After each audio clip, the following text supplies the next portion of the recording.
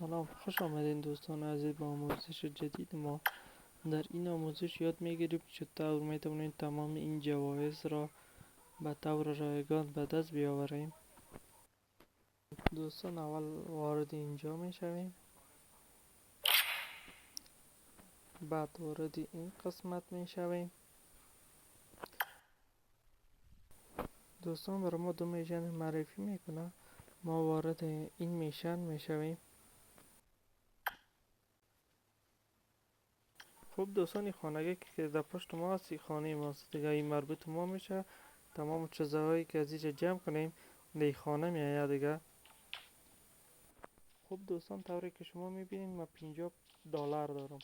میریم از این کرکترهایی که قیمتشون $50 از خریداری میکنیم، این کرکترها در خانه ما میره دموی اتاقک. تا که پیسه داریم از این کرکترها خریداری کده میریم. این تو خریداری کرده میریم که تا که خانگی که ما پر شوه از این چیزا باسی یا با ما دوجا پیسه میده. اگر پول ما خیلی کم است نمیتوانیم چیزی بخریم، میتونیم دوزی هم بکنیم، بریم از یک خانه دیگه از دیگه کهشون دوزی کنیم بیاریم در خانه خود جایگزینش کنیم.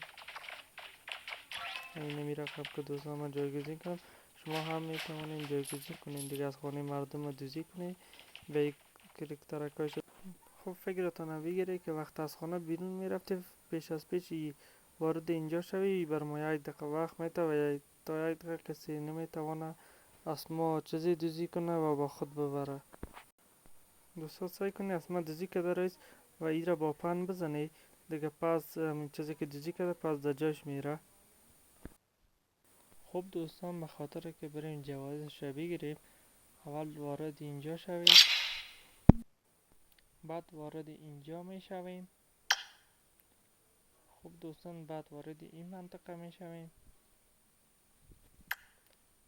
طوری که شما میبینین دیگه میشن ما پورا شده.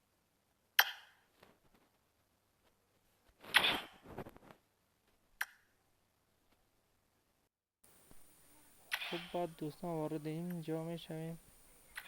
طوری که شما دوستان میبینید تمام میشن ما پورا شده و جوایزش را به دست آوردم.